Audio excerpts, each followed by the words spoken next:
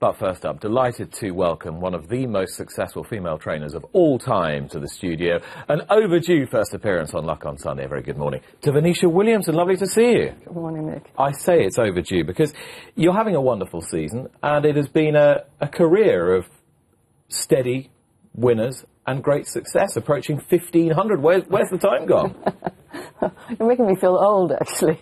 I hope not. That certainly wasn't the intention. More that there's been an awful lot of success in actually a fairly short space of time when you think about it. Yes, I think most people that have been training, you spend the first half of your training career, everybody says, gosh, only that long, my word. And then all these young people are coming along and you're starting to feel old. Is it a very different game now to when you started? And as I say, it's not that long ago. It's late 90s, essentially, isn't it? That's right, yes. I'm sure it is.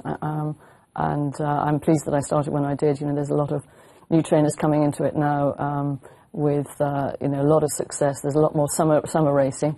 You know, it's quite a different game. So do you think it's harder for people to establish themselves now than it was then, or not?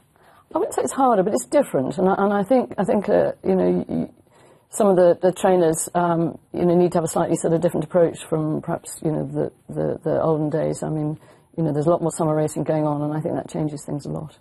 But when you started, you were very much seen as a pioneer, someone with a modern outlook, someone who could get horses that little bit fitter. Is that a fair assessment, do you think? Gosh, I don't know.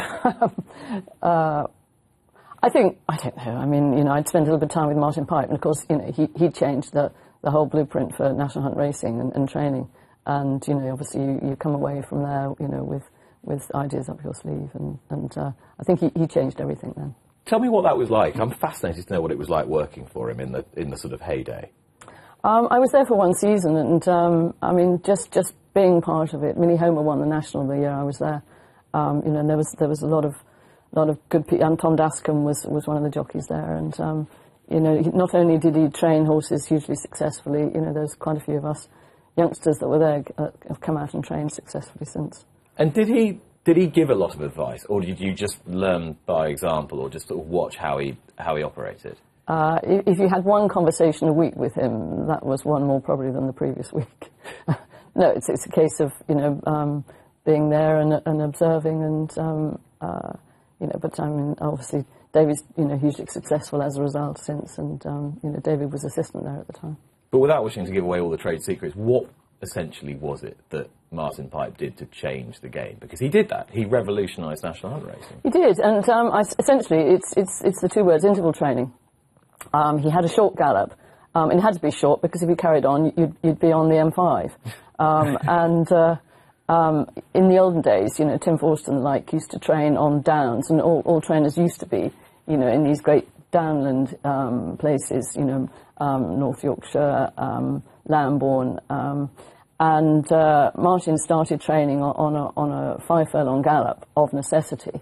So instead of training your horse over 2 miles, you're training it over 5 furlongs, so therefore you have to go up several times, you know, and that became the national hunt format thereafter for training them successfully as interval training. So what's the science behind that? Because athletes interval train. Is it all to do with heart rate going up and down, essentially? That's right. It's a case of just nudging the heart rate a little bit further after periods of rest, but relatively short periods of rest. And so when you started up yourself, did you know that was the model that you were going to base getting horses fit on? Oh, of course, you know, because Martin won everything. And when did you think to yourself, this is working? I'm doing this right. Was it instant? My first runner was second. I finished second, and my second runner won. So that was nice. That was a nice confidence booster to get the ball rolling. And was it easy to get horses? Was it easy to get people to come to you? Because it seemed that you built up a decent size string relatively quickly. Well, not really, no. I think I started with about half a dozen horses.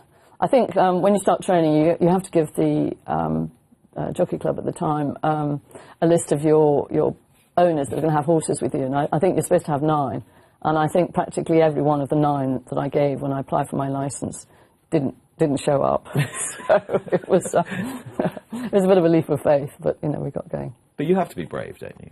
Of course. To take out a trainer's licence, whoever you are and however you start. Yeah, but I think that's probably much the same, you know, in all walks of life, really. You know, you're starting out, and a lot of a wing and a prayer going on. So you had a background in horses, but you weren't from a long line of racehorse trainers necessarily. But was that what you always wanted to do? Well, not really. But the great ambition had been I wanted to be champion amateur jockey. Anyway, and that all went for a ball of chalk when I broke my neck. I actually rode in the Grand National. It was the race after the Grand National. Fell at Beecher's Brook, carted off to hospital, and then 2 weeks later, my next ride, hurdle race at Worcester, upsides in front, showed how long ago it was, had Peter Hobbs on one side and Graham McCourt on the other side, and fell and broke my neck. So that was the end of the riding. And at the time, I'd been assistant trainer to John Edwards. So that continued, and from that point onwards, you know, obviously I was looking at the possibility of, you know, being a trainer. In the way that only people in racing can, you talk about breaking your neck in quite a sort of breezy, nonchalant fashion, but it must have been extraordinarily terrifying at the time. The race before you broke your neck was when you fell at Beecher's in the National. We've got that just here, Mark Colo, 200 to 1. Whoops. Now. Oof. Ow. Yes. Oh, God, thank you very much, slow motion replay. Yeah, as you can see, buried head first. Was that the start of the injury? Had an injury been triggered there, or was it two completely separate incidents? No, I was knocked out there, as you can see, and there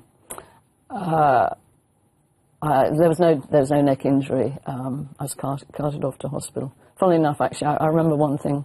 Down at the start, walking around and talking to Hugh Davies, who was sort of ashen in the face. I mean, he was fairly pale complexion at the best of times, but I remember him asking me, any regrets now? and I had my whip attached by an elastic band to my middle finger, because I was so determined to slip the reins, otherwise you get pulled over the horse's head. I was thinking, if I slip the reins, I'm going to drop my stick. I mean, you know, the great optimism of youth, the fact that I thought I was going to need my stick.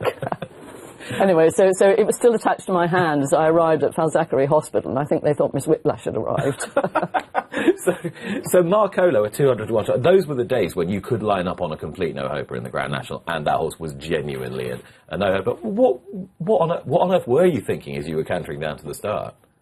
You know, you're just excited about the occasion, the event, and being there and partaking. And what was it like as a race to ride in then? Well, I didn't get very far, you know, after we just had the first 5 fences. I remember jumping the first, and as you're looking down and you're thinking, flipping heck, that's a long way down. and you automatically relax your grip on the reins to let the horse slip the reins through your hands, you know, and it's an automatic reaction. And then you mentioned the fall, and I just want to come back to that, and I was saying it must have been absolutely terrifying. Was there a moment where you thought, this is it, the game's up? Well, not really. I do remember about 3 strides before the fence thinking, whoops, we're meeting this a bit wrong, and pity it's Beecher's. And I have to say that was my last memory until being in the ambulance. And then Stratford a fortnight later. And was it definitive that you knew that was your career over? The weirdest thing is it was actually at Worcester. I remember the horse... Worcester, sorry. Met it a bit long, just clipped the top coming down, so I just was fired sort of head first. And I remember rolling, and you could see the sky, the dirt, and then ended up coming face down onto the grass. I could feel the grass on my face, but from my neck down, it was like the rest of my body was in 100 pieces floating in the sky. It was like it didn't exist. You know, we're sitting here, you can feel your seat in the chair, you can feel the feet on the ground. But if you can imagine, there's no existence of that. I could breathe and I could talk. And I remember saying, I can't feel anything, I can't move. Do you know, it never occurred to me, actually, at that point, this is what paralysis is. And after about 5 minutes, gradually I got the most violent pins and needles down my arms and legs and everywhere. And then that gradually faded away, and then I could feel everything again. But I'd broken what they call the hangman's bone. It's right up the top of your head, and it's the peg that your head swivels on. It's an extension of your second vertebrae. And, so I was in hospital for about 6 weeks. And in that 6-week period, I'm guessing there was quite a lot of time to think about what was coming next.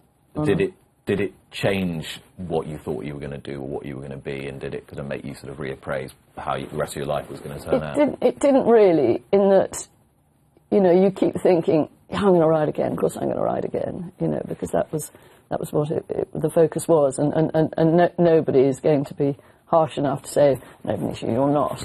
The only person that eventually did come up to me and say was the Jockey Club doctor at the time, and he said, look, come on, you know, you're not a professional, you don't have to ride for a living, I think you need to think twice about this.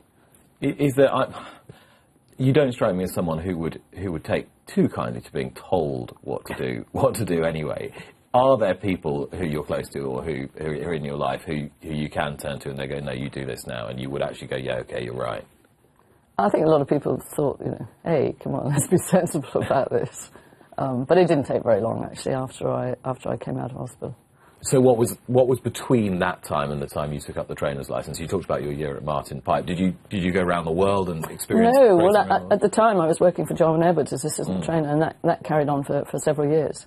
When I left there, I spent time with, because I'd already been in Australia and spent time with Colin and David Hayes, and I'd spent time in America work riding, actually, out in California.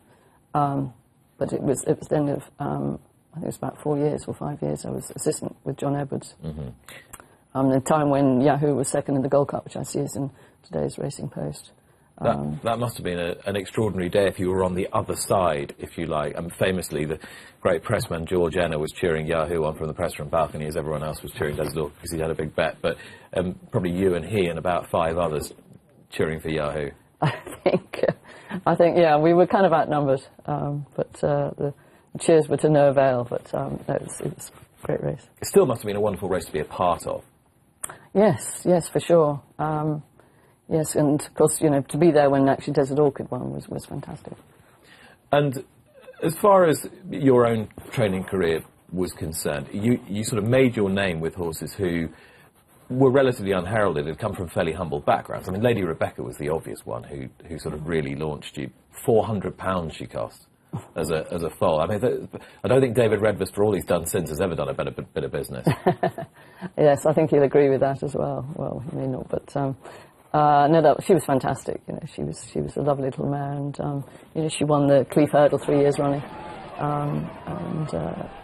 I was very, very lucky to have a horse like that in what was my second season. Well, she gave people an enormous amount of pleasure. They just kind of, no pun intended, cleaved to her, essentially, didn't they, for her tenacity. What was she like to train? Was she any good at home? She was, yeah, no, she was a great mare. I mean, you know, as you can see her there, she wasn't over big, but she was a great athlete, and she had great stretch, and, you know, she loved to work. You know, she was an amazing mare to train. It was a wonderful story, and you were training winners at Cheltenham on a fairly regular basis. Did you think it was pretty straightforward training winners at the high level in those early days? Because it seemed every Saturday I'd turn on Channel 4 Racing, you were having big race winners. Well, it came quite quickly, really, and of course, you know, you take everything as it comes, you know, when you're first starting training. But no, I think, you know, looking back, I was very, very lucky. And you had the services of Norman Williamson to rely on mostly as well, and he was absolutely in his pomp at the time. What were his main strengths as a jockey? Oh, he was a fantastic jockey. I mean, I was very, very lucky to have him, you know, because he'd been riding for John Edwards. John Edwards originally brought him over from Ireland, and you know, he was just a great person to have on his side. You know, very experienced and you know, very brave. No, he was fantastic. And I mentioned when we were talking last week, you rang into the show and we were talking about young jockeys you've used, and Charlie Deutsch is having a lot of success for you at the moment, but you brought on Aidan Coleman and Sam Thomas, and I asked you whether that was something you enjoyed doing, sort of a bit like you were talking about Martin Pipe, you're training the people as well as the horses. Do you see that as all part of the job? Yes, I do, and as I think I said at the time, you know, it's of necessity, really, you know, because you know, Sam Thomas came to us, as you said, and Aidan Coleman, and you know, and ultimately they both moved on, you know, so you have to look, you know, for the next stage. So it was, you know, it was great that I'd always had a bit of an eye on Charlie Deutsch's career because I'd known him and his family for a long time. So yeah, I mean, you know, if you've got a good jockey, and especially if he's claiming a few pounds as well, that's a bonus. But it is a young man's game, you know, and not everybody can ride forever, and not everybody, can keep kicking into those big open ditches forever. So, you've always got to be looking for the next generation. And I don't want to dwell on it. Charlie's issues, they've been pretty well documented now, and he had his moment of madness and served a sentence for it. But you were absolutely resolute at the time that whilst you weren't trying to condone it, you would be standing by him, and you were very loyal to him, and he's now repaying that. Was there ever a scintilla of doubt in your mind that you would do that? Goodness no, because, as far as I was concerned, he was a very talented jockey, and he was the jockey I wanted riding our horses. I have to be very careful what I say, but, I've always thought that, national hunt jockeys have to act instinctively and make split-second decisions and act on it with complete conviction. He did show that in what he did. Admittedly, it was a poor decision, but, he ran with it. And, we've all made stupid mistakes. Not all of one's had to pay for them in quite such a way, but, it was no reflection on his ability as a jockey and the way he rode.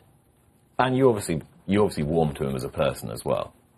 Yes, as I say, I've known his family for a long time, and but I love the way he rides. He's a very sympathetic rider. He rides beautifully over the obstacles. I've read countless articles down the years, and they're all arguments extremely well made, saying, why doesn't Venetia Williams get more really good horses to train when she is essentially overachieving with horses in what you would call that sort of middle price bracket, I suppose? Why do you think that is? Gosh, I don't know. You could probably say that, about a lot of people, maybe. I don't know. I can't really say. I think, I like to think that all my owners are friends. If they don't start out that way, one hopes that they will become friends. And, it's a social thing as much as a profession. I don't know. Do you enjoy that social side of it? Do you enjoy the entertaining, or is that a part of the job that you kind of feel you have to do? I do enjoy it, of course. Because at the end of the day, I'm single, I live alone, so the people that work for me, my family and our owners sort of become extended. And I don't have the distraction of, personal family or children. It's fun. So you don't mind being married to the job? You kind of embrace that? You accept it. In terms of how you get away from the sport, do you ever get away from it? Are there distractions? Are there things that can completely take your mind off it? Well, of course, temporarily. When I'm driving to the races and I'm in a hurry, which is most of the time, you're focused on the driving, of course. We all take a bit of time out and do other things. I'm hopefully going to go skiing for several days next month and things like that. But in the summer, it's well documented that I don't largely summer race. So there's plenty of time there. Sourcing new horses, seeing people, and doing a little bit of other things. You do like to drive, don't you?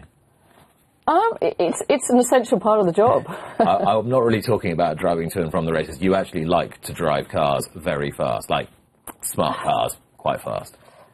I do. I wouldn't say I like necessarily. There's a possibility I might be having to be driven quite soon, actually.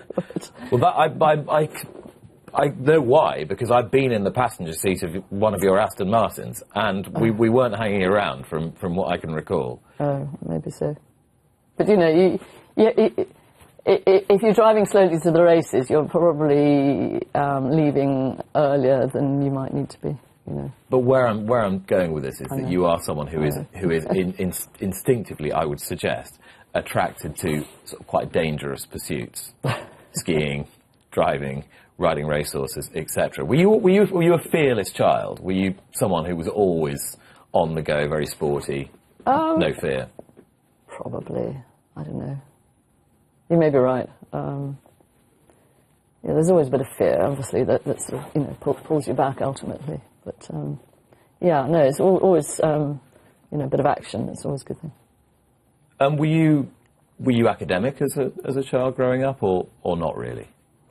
Oh gosh, I did A levels at school, did 3, and but you know, it was always time wasted. Really, you know, you need to get on and get on with life, get on with going home and riding my pony. So it was always horses. It was always horses. Yeah, there was never any question of anything else. What do you think you would have been if you hadn't been a racehorse trainer? Oh gosh, not really thought about that question actually. I was interested in the art world actually for a brief period. I worked in London before I got my first job in racing, and I worked briefly for Sotheby's, and I worked in an art gallery in St James's for a little bit. And while I was there, I answered an advert for Assistant Secretary to Gavin Pritchard Gordon in Newmarket. So that was the end of me in London, and that was the beginning of racing. Did you enjoy London life? Well, not really, because I didn't really know many people there, and I wasn't there for long enough. But no, it was. I was pleased to get straight into racing then. Yeah, Jack Berry was in this seat last week, and he was talking about growing up in Leeds. He just said he hated the city, and he found this tremendously ingenious way of getting out into the country, and that's where he stayed, and that's where he felt happy, and that's where he felt comfortable. Is that something you can identify with? Yes, yeah, absolutely. Yeah. No, it's you know, horses actually become, and racing's probably become a slightly more sort of city-orientated actually really now. I think a lot of owners that are coming into jump racing possibly have sort of cut their teeth initially with flat racing maybe, you know, and I think there's a lot of city guys coming into jump racing, so, you know, there is a element of, you know, the demise of the country tweeds and, you know, the approach of the city stripes, I think. Does that change your job? Does that change the demands on your job? I think a little bit, yes, you know, because I think, you know, owners are coming in with a sort of slightly different approach.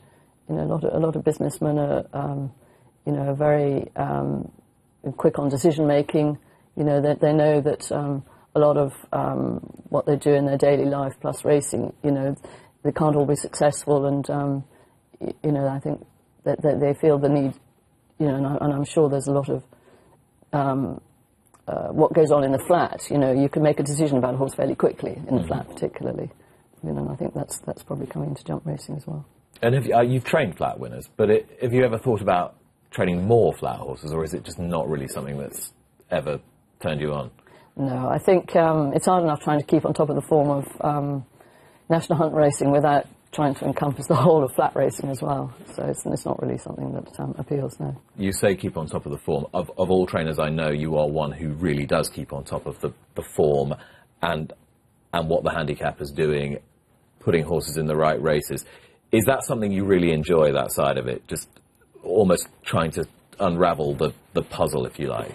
I wouldn't necessarily enjoy it, because it's very time-consuming, you know, and you spend a lot of time in the office in the evenings doing that. But it's an important part of the job, trying to find the races that, you know, your middle-of-the-road horse can be successful in. And, you know, if you don't spend time, you know, assessing the races, you know, you might not necessarily make the best use of your horse's ability.